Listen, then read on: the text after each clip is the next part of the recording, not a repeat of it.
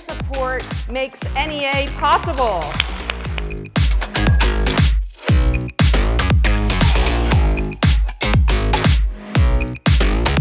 And I see nuclear energy as playing a critical role in ensuring that energy is accessible for everyone.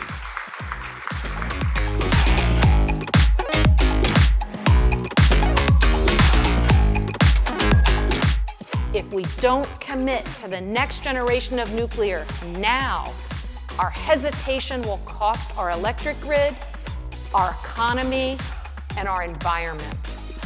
The train is leaving the station.